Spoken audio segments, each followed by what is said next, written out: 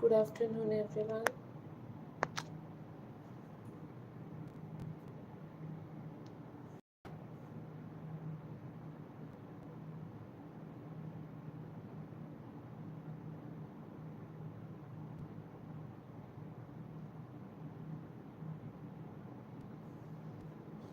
आज की क्लास में हम कक्षा 10वीं का जो विज्ञान का चैप्टर है विद्युत,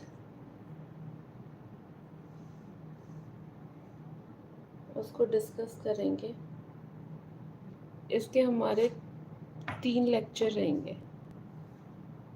3 लेक्चर में हम इस चैप्टर को क्या कर देंगे, ख़त्म कर देंगे।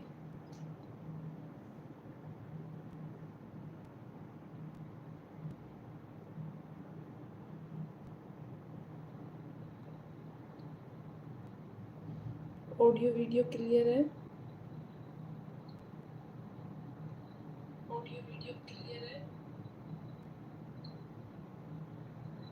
ऑडियो वीडियो क्लियर है? ऑडियो वीडियो क्लियर है?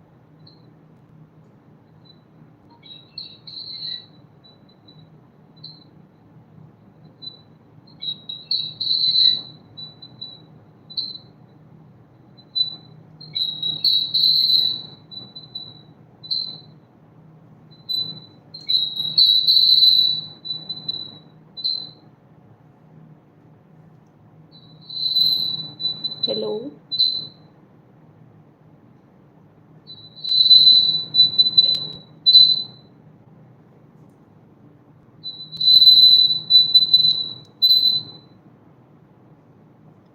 आज हम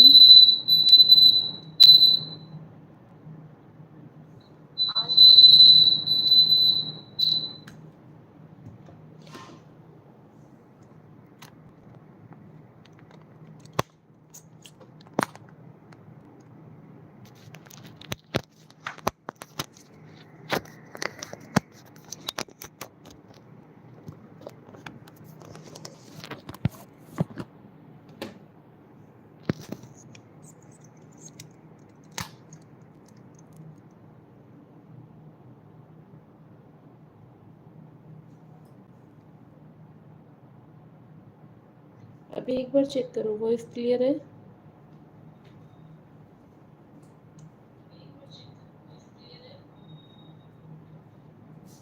साउंड ठीक है?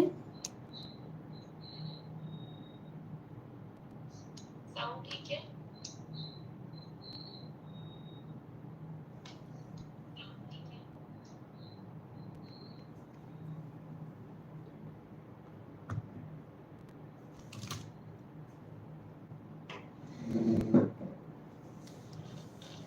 चैप्टर में हम क्या करेंगे कि विद्युत आवेश होता क्या है।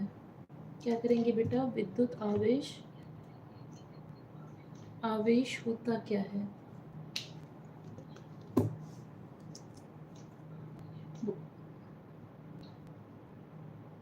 विद्युत आवेश, विद्युत आवेश बेसिकली होता क्या है बेटा? आकर्षित करने का गुण होता है। विद्युत आवेश क्या होता है? आकर्षित करने का गुण होता है। जो ये विद्युत आवेश होते हैं वो कितने प्रकार के होते हैं बेटा? 2 प्रकार के होते हैं। एक होता है धनावेश, एक होता है ऋणावेश। धनावेश मतलब पॉजिटिव,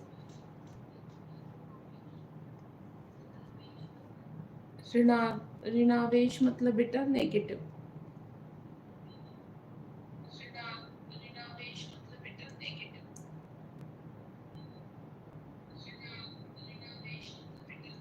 मेरी वॉइस रिपीट हो रही है क्या?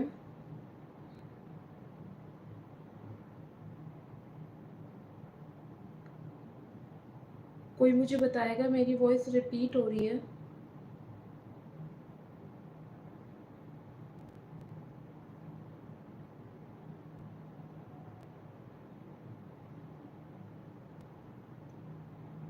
विद्युत आवेश कितने प्रकार के होते हैं? 2 प्रकार के। फर्स्ट होता है धनावेश। विद्युत आवेश कितने प्रकार के होते हैं? 2 प्रकार के। फर्स्ट और दूसरा क्या होता है? ऋणावेश। ठीक है। जो धनावेश होता है बेटा उसको पॉजिटिव कहते हैं, ऋणावेश होता है उसको नेगेटिव कहते हैं। ठीक है, क्लियर है इतना? अब जो विद्युत आवेश होता है ना बेटा, उसको किससे लिखते हैं हम? स्मॉल क्यू से लिखते हैं। किससे लिखते हैं बेटा? स्मॉल क्यू से लिखते हैं। और इसका फॉर्मूला क्या होता है? Small q is equal to I into t होता है। आई क्या होता है बेटा? धारा होती है। आई क्या होती है बेटा? धारा होती है। क्यू क्या होता है? आवेश होता है। क्यू क्या होता है बेटा? आवेश होता है। टी होता है कितने समय में, टाइम बताता है। ठीक है। और जो क्यू का मात्रक है ना, मात्रक क्या होता है बेटा? कूलम होता है। हेलो वंशिका, बेटा आप ये बताओ मेरी वॉइस क्लियर है या नहीं है, और आपको साफ दिखाई दे रहा है या नहीं दे रहा है?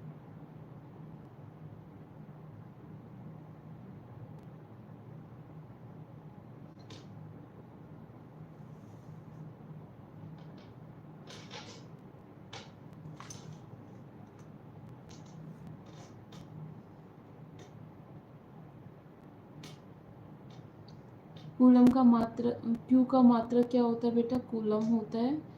लेकिन क्वेश्चन सीधा सीधा यूं ना पूछ के कैसे पूछ लेगा आपका, क्योंकि कूलम का एक मात्रक और भी होता है जिसको क्या बोलते हैं? मैम स्लो आ रही है, क्लियर शो हो रही है आपकी voice. Okay, echo echo system नहीं है? इको तो नहीं आ रही आवाज में? इको तो नहीं आ रही बेटी?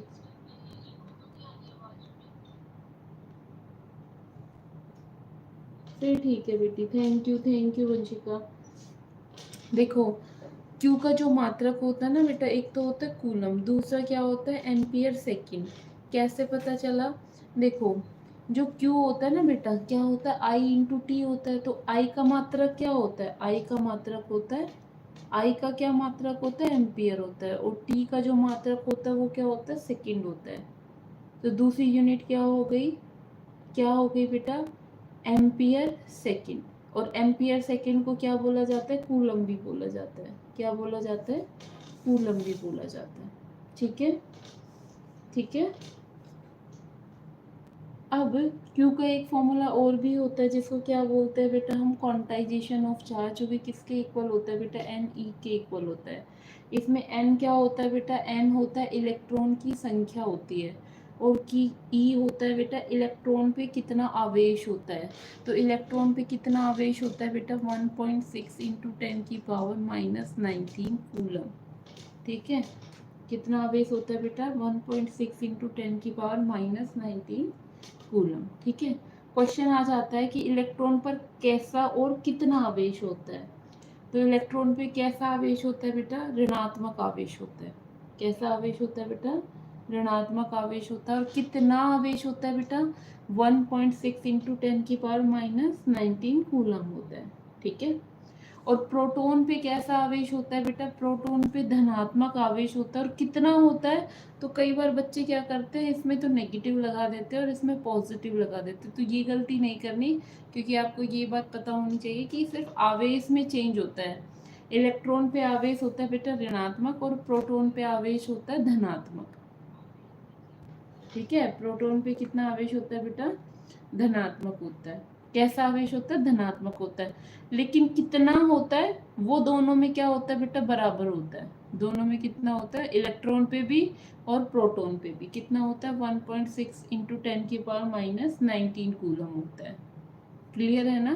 तो ऐसे कंफ्यूज नहीं होना कि प्रोटॉन आ गया तो यहाँ प्लस कर दिया। उस पर चार्ज धनात्मक, मतलब उस पे जो आवेश होता है ना वो तो होता है धनात्मक, बट चार्ज क्या कितना होता है ना, उसकी क्वांटिटी दोनों में क्या रहेगी? सेम रहेगी। दोनों में क्या रहेगी? सेम रहेगी। Number of electron is equal to number of proton. ठीक है। क्वेश्चन आया हुआ है 2023 का क्वेश्चन है ये, विज्ञान का 2023 का क्वेश्चन है। यदि किसी चालक पर 5 इलेक्ट्रॉन अधिक है, यदि किसी चालक पर 5 इलेक्ट्रॉन अधिक है तो उस पर कितना आवेश होगा? तो उस पर कितना आवेश होगा? अब क्वांटिटी पूछ ली ना, कितना आवेश होगा, तो हम कौन सा फॉर्मूला लगाएंगे? Q is equal to n e. कौन सा फॉर्मूला लगाएंगे बेटा? Q is equal to n e. तो n कितना इलेक्ट्रॉन अधिक था? 5 इलेक्ट्रॉन अधिक था ना, तो n की वैल्यू तो कितनी हो गई बेटा? 5 हो गई। और E पे कितना चार्ज है? 1.6 इंटू 10⁻⁻19। तो जब 5 को 1.6 से मल्टीप्लाई करेंगे तो कितना आ गया बेटा, 8.0 आ गया इंटू 10⁻⁻19 कूलम। ठीक है, अब ये बताओ पहले ही जो नॉर्मल उसकी कंडीशन है उसमें भी कितने इलेक्ट्रॉन ज़्यादा है, 5 इलेक्ट्रॉन ज़्यादा है। इलेक्ट्रॉन पे कैसा चार्ज होता है बेटा, ऋणात्मक चार्ज होता है।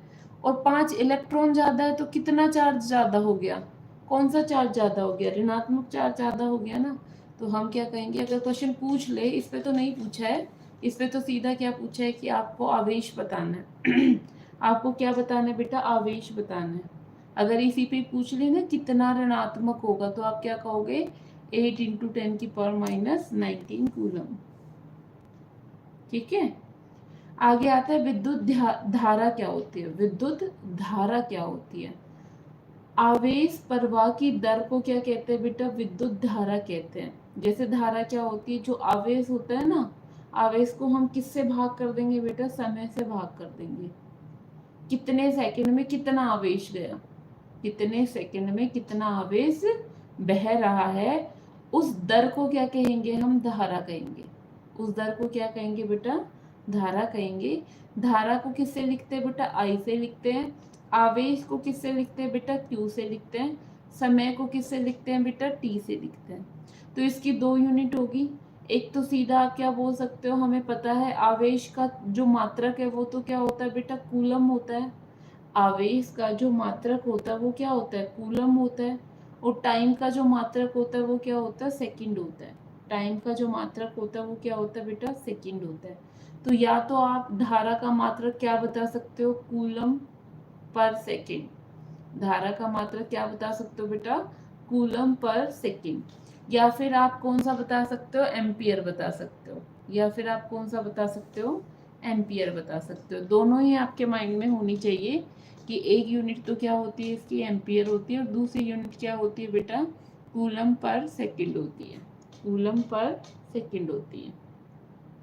अब 1 मिली एम्पियर कितना होता है बेटा, मिली एम्पियर। इसमें कई बार बच्चे एम देख के ना इसको माइक्रो समझ लेते हैं।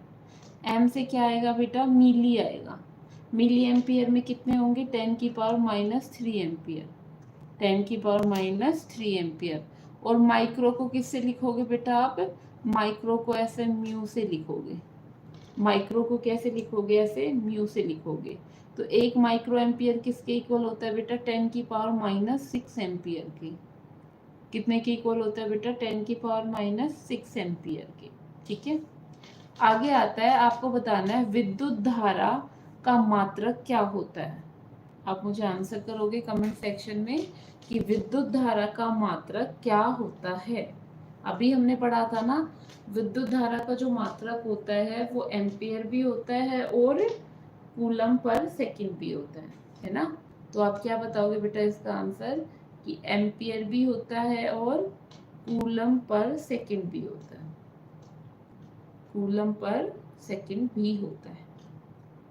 ठीक है, विद्युत धारा की दिशा कौन सी होती है बेटा, देखो ऐसे हमारे पास क्या होता है, किसी भी सेल को डिनोट करने का तरीका होता है ये। ठीक है, जो ये बड़ा वाला साइन है, डंडा है, ये क्या शो करता है बेटा, पॉजिटिव। ये पॉजिटिव इलेक्ट्रोड है। और जो ये छोटा वाला है ये क्या शो करता है, आपका नेगेटिव इलेक्ट्रोड शो करता है। ठीक है, अब बेसिकली क्या होता है बेटा, जो करंट होता है ना वो कैसे जाता है, पॉजिटिव से नेगेटिव जाता है। पॉजिटिव से नेगेटिव जाता है। और इलेक्ट्रॉन क्या करेंगे, इलेक्ट्रॉन कैसे जाते हैं, इलेक्ट्रॉन पे तो नेगेटिव चार्ज होता है।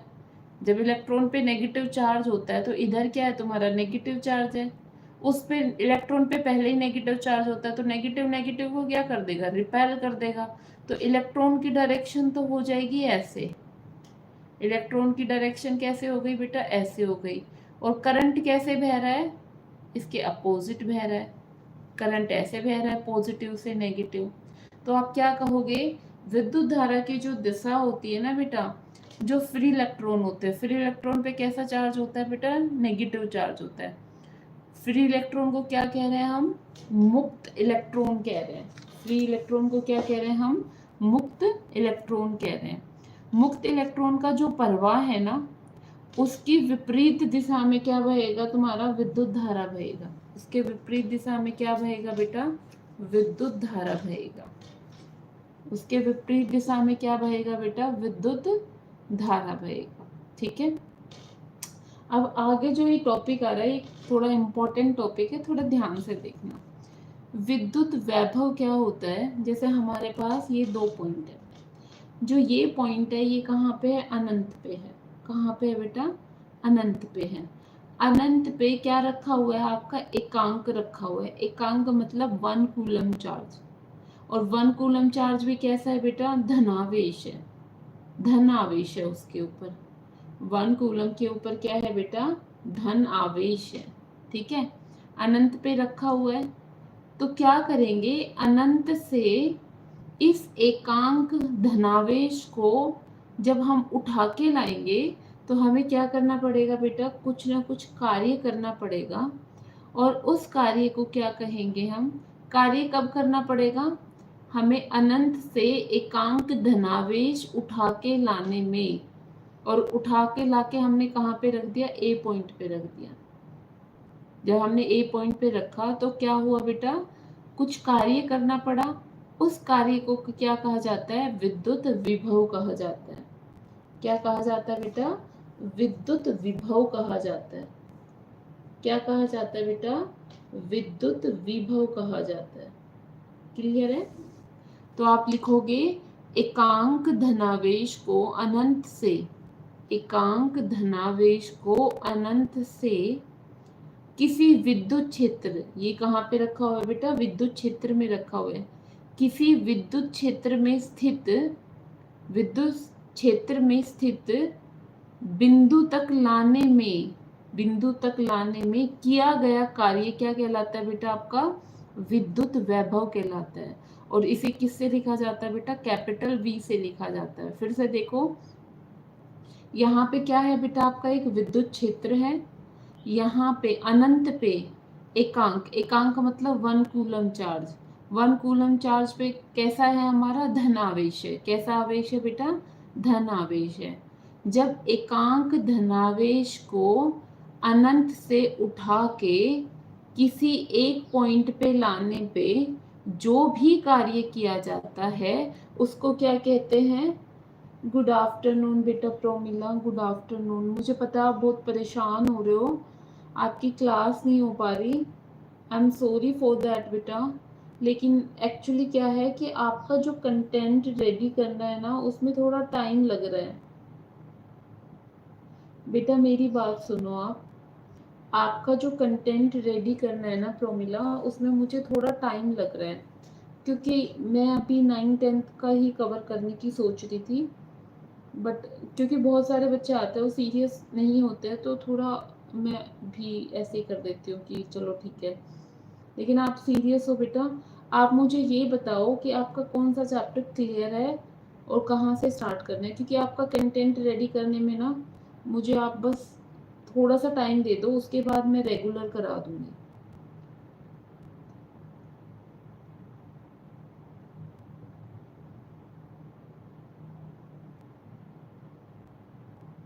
बोलो मेरा बच्चा।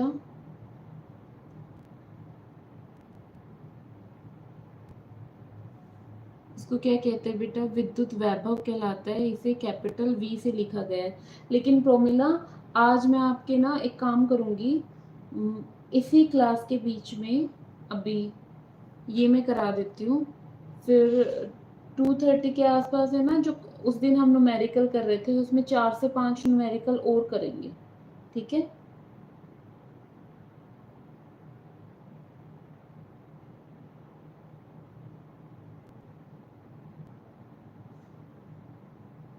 मैम चैप्टर 1 से, हाँ, क्योंकि बेटा बीच से स्टार्ट कराने का तो कोई मतलब भी नहीं है ना। तो हम एनसीईआरटी फॉलो कर लेते हैं, आपके स्कूल में कोई और बुक चल रही है?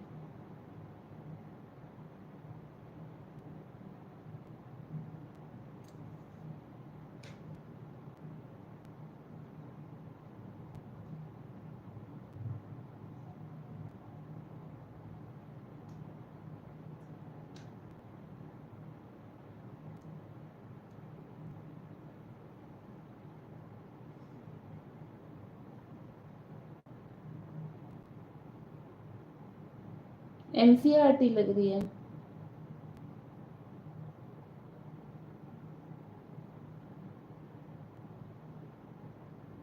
ओके बच्चा, आप मुझे आज तो मैं आपके जो न्यूमेरिकल चल रहे थे ना, उस दिन क्लास बीच में नेटवर्क इशू की वजह से बंद हो गई थी, तो हम वो 3 से 4 न्यूमेरिकल डिस्कस करेंगे। आज के लिए इतना ही होगा, फिर कल फिर आपकी क्लास हो जाएगी, ठीक है। एक्चुअली मैं यूँ परेशान हूँ कि जो 3 से 4 का टाइम है ना, वो मुझे सूट नहीं कर रहा बेटा, मेरी और क्लासेज होती है, तो हमें इस क्लास को थोड़ा जल्दी रखे तो फिर मैं रेगुलरिटी से करा सकती हूँ आपको।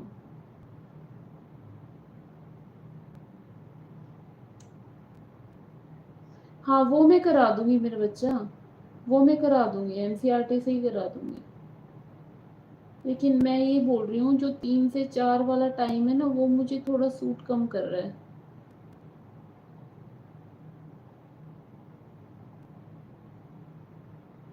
या तो 1 से 3 का रखो फिक्स।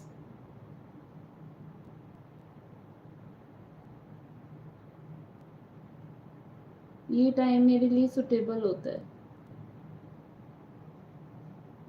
अभी 1 से 3 का जब तक क्लास वो नहीं होती ना, तब तक।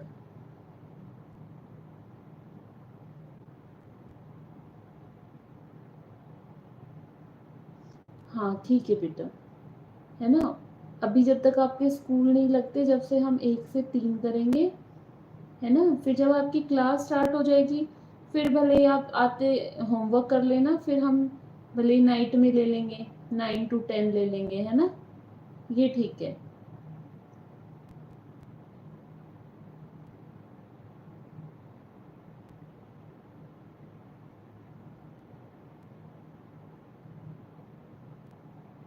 आज की क्लास है ना बेटा, 9 to 10 PM होगी, ठीक है।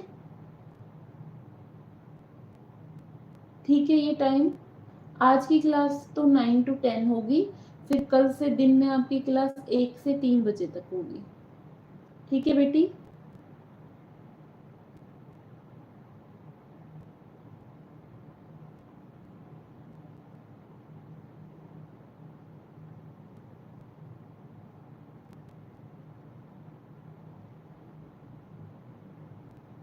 विद्युत, ठीक है बेटा, 9 to 10 PM today, from tomorrow onward we will start from 1 PM to 3 PM. Done बच्चा।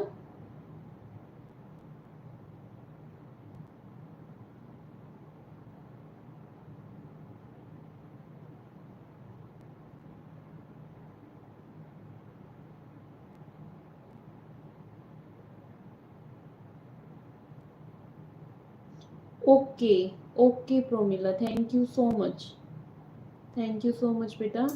मैं 100% आपका सिलेबस पूरा कराऊंगी। तो बेटा फिर कल से 1 to 3 PM मैं अपने वर्ड्स पे रहूंगी और क्लास कंटिन्यू करूंगी, ठीक है बेटा।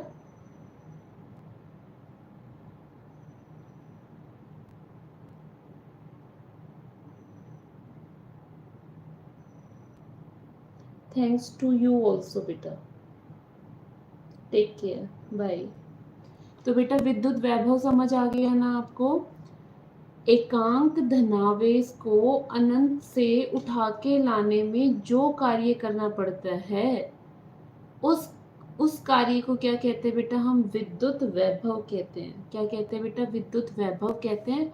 और इसको कहाँ किससे डिनोट किया जाता है बेटा, कैपिटल वी से डिनोट किया जाता है। किससे डिनोट किया जाता है मेरा बच्चा, कैपिटल वी से डिनोट किया जाता है। अब आगे क्या आता है बेटा,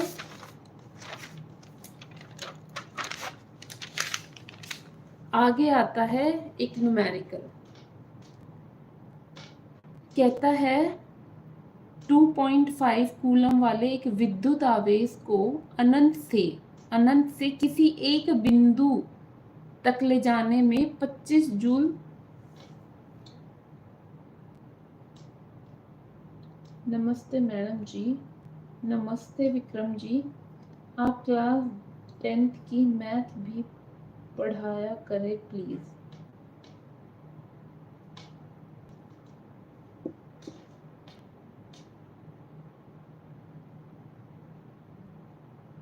ठीक है विक्रम जी। मैम आप मेरे टीचर हो, आप थैंक्स मत बोलो मुझे, आप टीचर हो। अच्छा बेटा, ऐसा कुछ नहीं है कि टीचर थैंक यू नहीं बोल सकता है ना, बट ठीक है बेटा, है ना, हम क्लास करेंगे कल से 1 से 3 बजे तक, ठीक है। अभी आप अपनी पढ़ाई कंटिन्यू करो। उस तरह का कंटेंट रेडी करने में मुझे थोड़ा सा टाइम लगेगा, बट कल से मैं रेगुलर लूँगी, ठीक है बच्चा। ठीक है विक्रम जी। देखो न्यूमेरिकल कहता है 2.5 कूलम वाले एक विद्युत आवेश को अनंत से किसी बिंदु तक लेके आया जा रहा है। जब इस आवेश को उठा के ला रहे हैं ना हम, तो कुछ ना कुछ कार्य तो हमें करना पड़ेगा। तो कितना कार्य किया है बेटा हमने? 25 जूल का कार्य किया है। क्या किया है हमने? 25 जूल का कार्य किया है। कब किया है बेटा? अनंत से हमने कितना चार्ज उठाया है? 2.5 कूलम का चार्ज उठाया है, ठीक है। तो उस बिंदु पर हमें क्या प्राप्त याद करना है बेटा? विद्युत वैभव को निकालना है कि कितना है वो। तो बेटा क्यू, क्यू मतलब आवेश, आवेश की वैल्यू कितनी है बेटा? 2.5। कैसे पता चला? क्योंकि इसकी यूनिट बताती है। कैसे पता चला बेटा? इसकी यूनिट बताती है कूलम, और वर्ग की यूनिट क्या होती है बेटा? जूल। 25 जूल। वैभव का फॉर्मूला क्या होता है? विभव, सॉरी, विभव का फॉर्मूला क्या होता है बेटा? विभव का फॉर्मूला होता है W/Q। क्या होता है बेटा? W/Q। W क्या होता है बेटा? आपका कार्य, है ना। तो कार्य कितना दिया हुआ है बेटा आपका? 25 जूल। कितना दिया हुआ है बेटा? 25 जूल।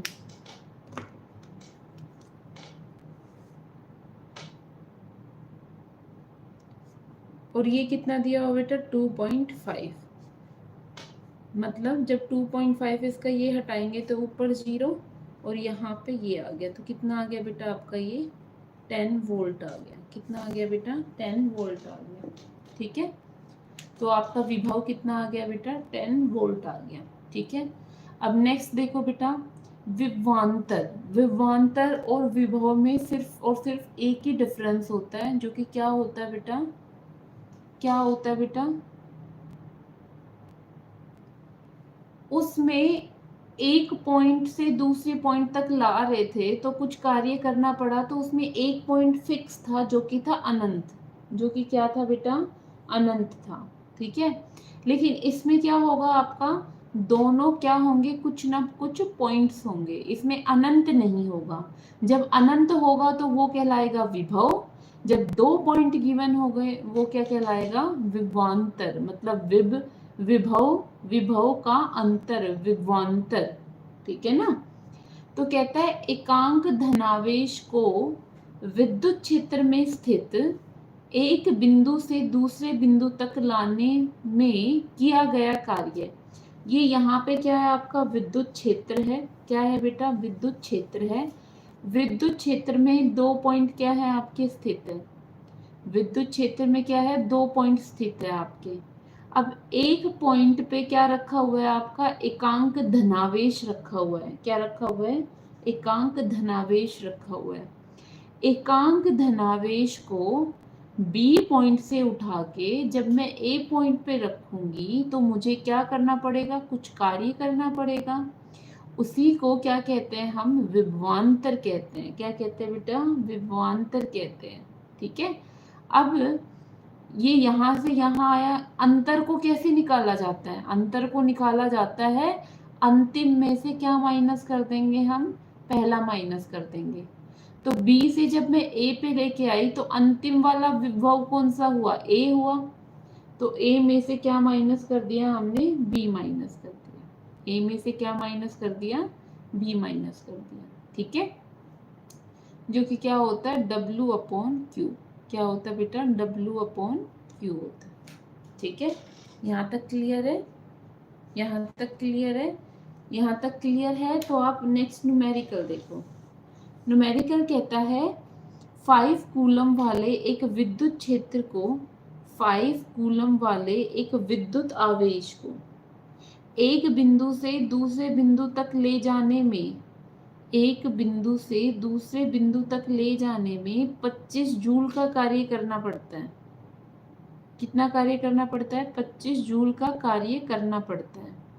यदि पहले बिंदु पर विभव 10 वोल्ट है तो दूसरे बिंदु का विभव ज्ञात कीजिए।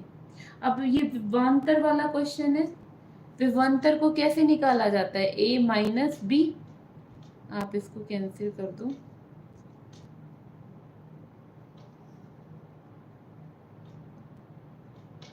ठीक है, अब यहाँ पे क्या दिया हुआ बेटा? पहले बिंदु पर विभव दिया गया है आपको। तो पहला बिंदु कौन हुआ बेटा? पहला बिंदु कौन हुआ हमारा? पहला बिंदु तो हमारा बी हुआ और लास्ट वाला बिंदु क्या हुआ हमारा? ए हुआ। तो बी से जब मैं ए पे लेके आऊंगी तो इसने कहा है कि पहले बिंदु का विभव कितना है बेटा? 10 वोल्ट है ना? तो फॉर्मूला लिखो। फाइनल क्या है? लास्ट अंतिम वाला क्या है विभव? ए। तो ए में से क्या माइनस करेंगे बेटा? बी माइनस करेंगे। ठीक है, किसके इक्वल होगा बेटा वो? W अपॉन क्यू के इक्वल, मतलब कार्य अपॉन आवेश के इक्वल। अब क्या क्या गिवन है? पहले बिंदु का क्या गिवन है बेटा? विभव गिवन है। तो VA तो एज इट इज लिखो, माइनस क्या लिखोगे? 10 लिखोगे। ये क्या है बेटा? 25 है और ये क्या है बेटा? 5 है। 5 को इससे कट करोगे तो कितना है? 25 से कट करोगे तो 5 आ जाएगा। VA कितना आएगा बेटा? यहाँ पे ये कितना है? -10 है, उधर जाके क्या हो जाएगा? +10 हो जाएगा। तो 5 जमा 10 कितना आ गया बेटा? ये 15 वोल्ट आ गया। कितना आ गया बेटा? 15 वोल्ट आ गया। ठीक है, क्लियर है? फिर से देखो, कहता है इस बार न्यूमेरिकल कहता है कि 5 कूलम का क्या है आपके पास? एक आवेश है, उसको एक बिंदु से दूसरे बिंदु पर क्या किया जा रहा है? लेके आया जा रहा है। 5 कूलम वाले विद्युत आवेश को एक बिंदु से दूसरे बिंदु तक लाया जा रहा है तो उसको 25 जूल का कार्य करना पड़ रहा है। यदि पहले बिंदु पर विभव 10 वोल्ट है तो दूसरे बिंदु का विभव ज्ञात कीजिए। इससे न्यूमेरिकल पढ़ते ही आपको ये तो समझ आ जाता है ये विभवांतर का क्वेश्चन है। किसका क्वेश्चन है? विभवांतर का क्वेश्चन है। और विभवांतर के क्वेश्चन का जो फॉर्मूला है वो क्या है? VA minus VB। इसका मतलब जो अंतिम विभव है बेटा वो है A और पहला विभव है वो है B। तो पहले विभव का क्या, पहले बिंदु का क्या दे रखा है आपको? B पहला बिंदु है, A आखिरी बिंदु है। तो पहले बिंदु का विभव कितना दे रखा है बेटा? 10 वोल्ट दे रखा है। कार्य कितना दे रखा है? 25 जूल। विद्युत आवेश कितना दे रखा है?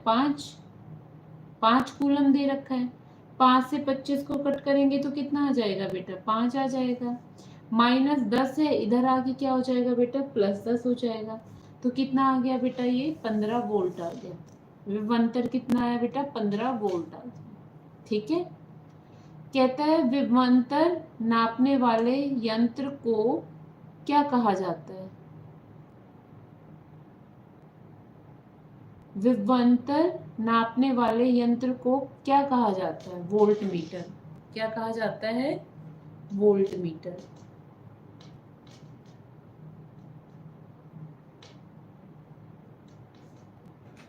ठीक है, ये शायद गलती से लिखा गया। विभवांतर नापने वाले यंत्र को क्या कहा जाता है बेटा? वोल्टमीटर कहा जाता है। ठीक है, अब पूछा जाता है जब विद्युत परिपथ होता है तो उसमें एमीटर को कैसे जोड़ा जाता है?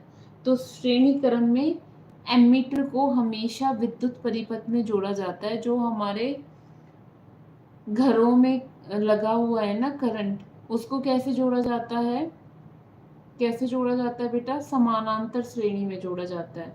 और वोल्टमीटर को विद्युत परिपथ में कैसे जोड़ा जाता है? समानांतर श्रेणी में जोड़ा जाता है। याद रखना, एमीटर को विद्युत परिपथ में श्रेणी क्रम में जोड़ा जाता है और वोल्टमीटर को विद्युत परिपथ में समानांतर श्रेणी में जोड़ा जाता है। ठीक है, आगे बहुत इंपॉर्टेंट टॉपिक जिसका नाम क्या है, विद्युत प्रतिरोध।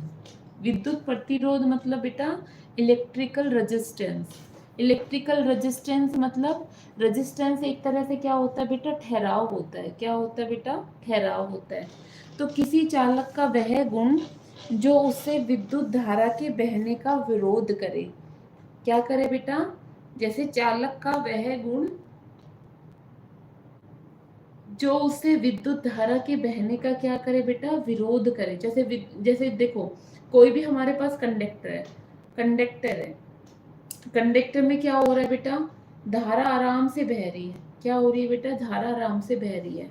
अब हमने उसमें ऐसा चालक यूज किया है कि उस चालक का गुण है कि अगर उसमें धारा बह रही है तो वो चालक क्या करेगा, उस धारा को रोक देगा। क्या करेगा बेटा, उस धारा को रोक देगा। रोकेगा नहीं तो उसका अपोज तो करेगा। उसका अपोज मतलब उसका विरोध करेगा। उसका क्या करेगा बेटा, विरोध करेगा। उसी को क्या कहते हैं हम, विद्युत प्रतिरोध कहते हैं। क्या कहते हैं बेटा, विद्युत प्रतिरोध कहते हैं। ठीक है, इसे किससे लिखा जाता है बेटा, आर से लिखा जाता है। किससे लिखा जाता है बेटा, कैपिटल आर से लिखा जाता है। ये क्या है बेटा, ये एक रेजिस्टेंस है जिसको क्या बोला जाता है, प्रतिरोधक बोला जाता है। और इसका जो वो गुण ये लगाने से, ये प्रतिरोधक लगाने से क्या होता है, चालक का ऐसा गुण होता है कि वो धारा को रोकने लग जाता है। उसको बोलते हैं प्रतिरोध। क्या बोलते हैं बेटा, प्रतिरोध। सीधी सीधी बात याद करो तो आप ये भी याद कर सकते हो कि धारा का विरोध करना, धारा का विरोध करना ही क्या कहलाता है, तुम्हारा रेजिस्टेंस कहलाता है।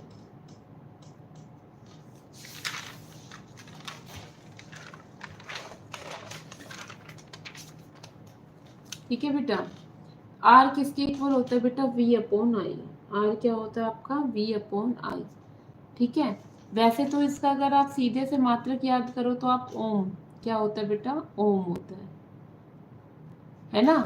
या फिर दूसरा मात्रक कौन सा होता है, V क्या होता है बेटा, आपका विभव होता है। विभव को किस में मेजर किया जाता है, वोल्ट में मेजर किया जाता है। और आई क्या है आपका,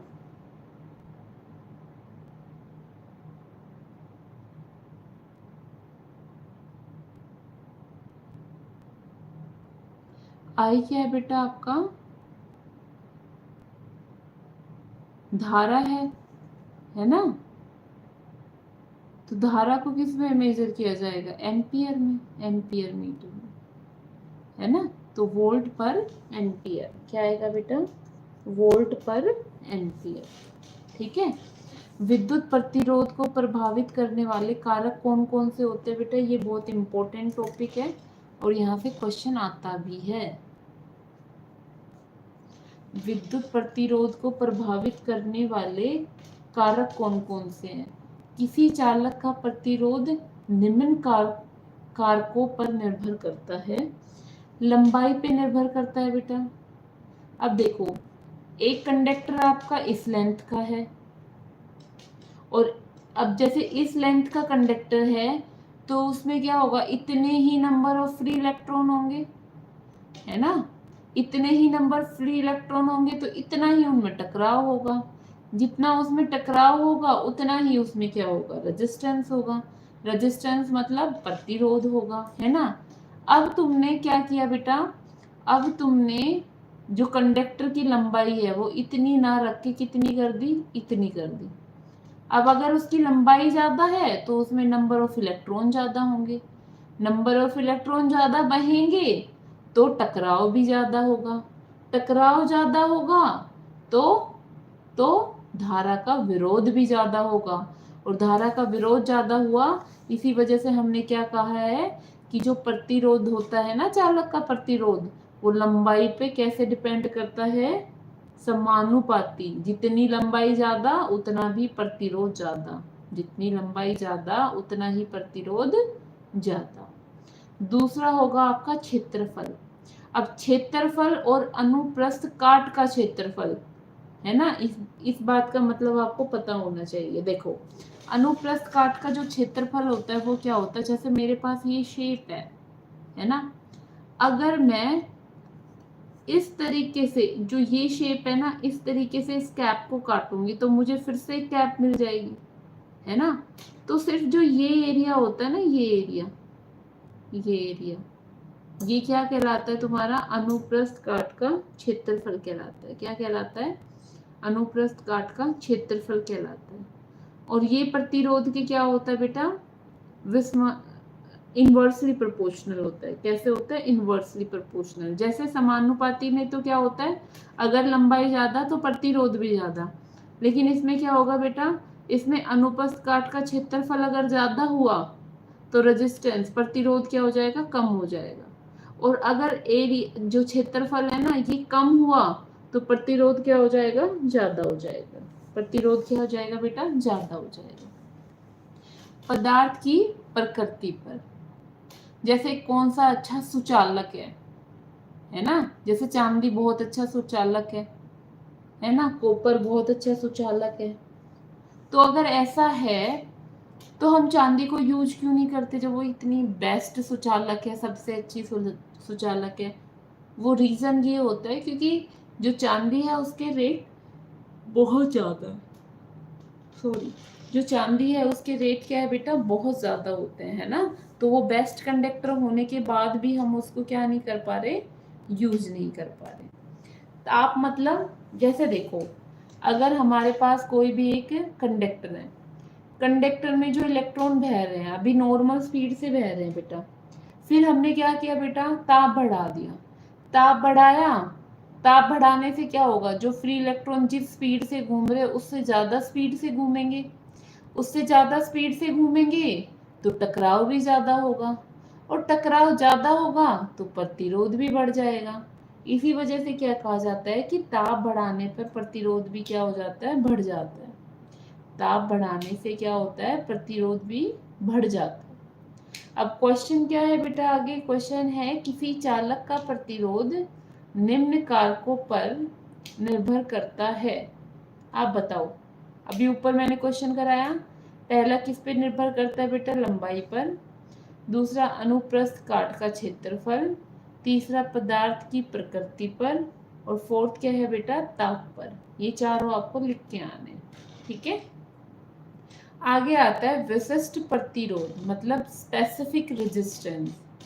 अभी हमने क्या पढ़ा बेटा कि जो रेजिस्टेंस होता है ना वो लंबाई पे समानुपाती क्या करता है, निर्भर करता है। मतलब अगर लंबाई ज्यादा किसी भी सुचालक की तो उसमें प्रतिरोध भी क्या होगा, ज्यादा होगा, ठीक है।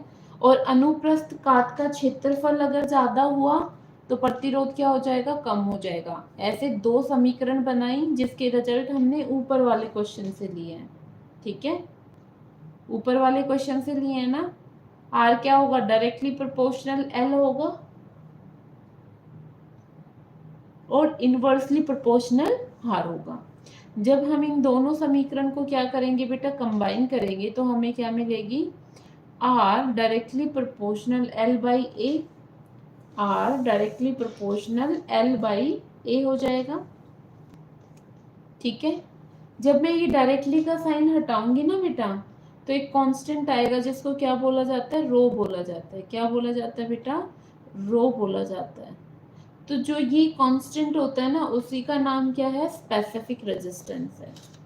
अब अगर मुझे इस रो की वैल्यू निकालनी है तो मैं क्या करूंगी बेटा, जो ये एल बाई इधर ए है ना, एल बाई ए इधर है ना, उसको किधर भेज दूंगी, रेजिस्टेंस की साइड भेज दूंगी। किसकी साइड भेज दूंगी बेटा, रेजिस्टेंस की साइड भेजूंगी।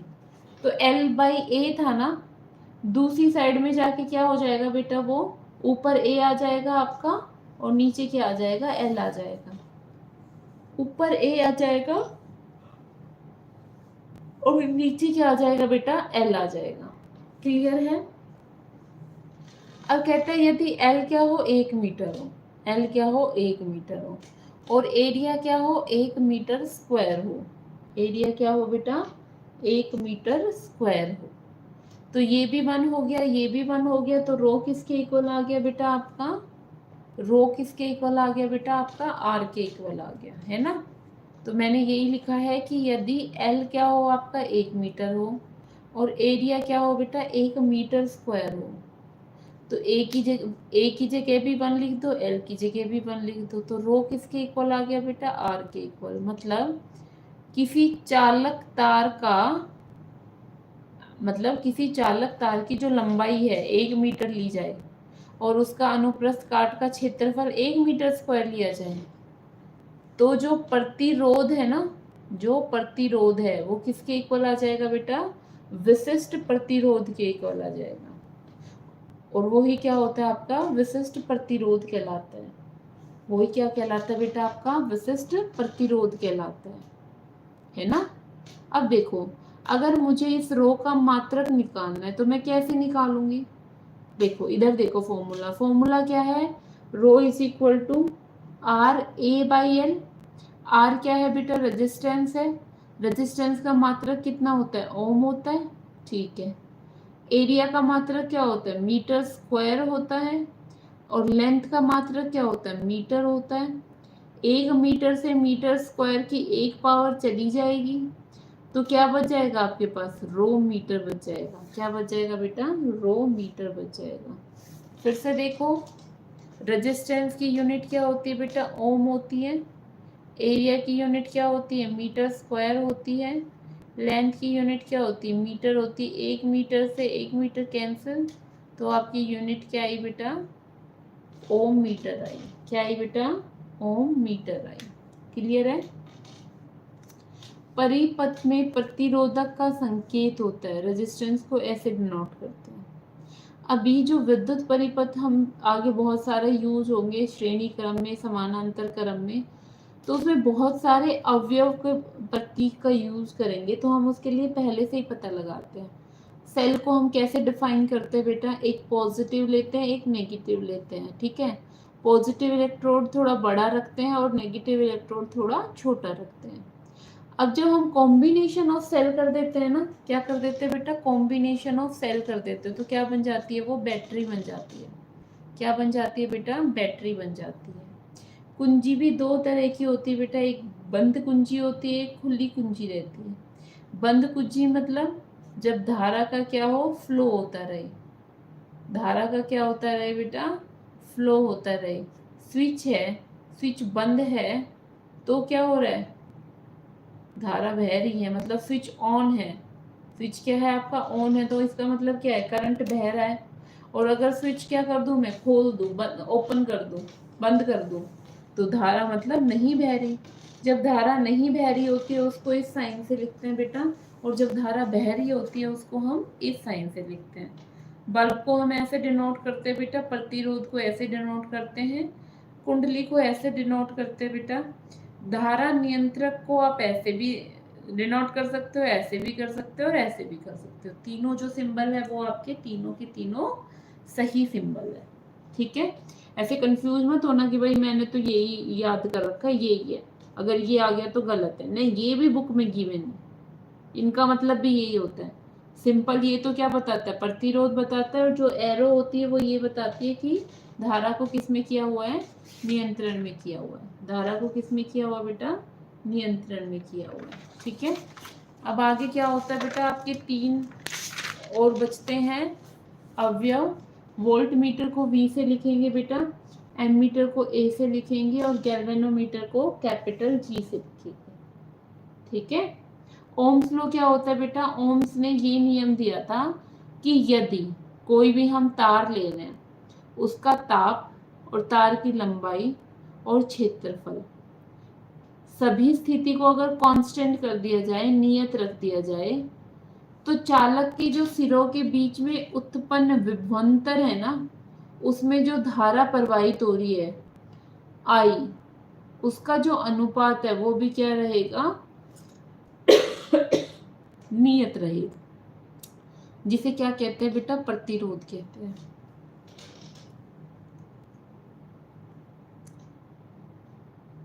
V क्या होता है बेटा, डायरेक्टली प्रोपोर्शनल I। ये होता है ओम्स लॉ। मतलब तार के बीच में विभवांतर क्या होता है? यही तो होता है, ये पॉजिटिव नेगेटिव के बीच में जो डिफरेंस होता है उसी को तो बोलते हैं विभवांतर। कहते हैं तार के सिरों के बीच में जो विभवांतर है ना उसको तो 1 वोल्ट रख दे, और उसमें जो धारा बह रही है उसको 1 एम्पियर रख दे। भाई 1 वोल्ट रखने पे कितना बह रही है? 1 एम्पियर बह रही है धारा। तो जो चालक तार का प्रतिरोध है ना वो भी कितना होगा? 1 ओम होगा। कितना होगा बेटा? 1 ओम होगा। ठीक है, यहाँ तक क्लियर है? यहाँ तक क्लियर है तो नेक्स्ट क्लास हम कर लेंगे। ठीक है, थैंक यू सो मच।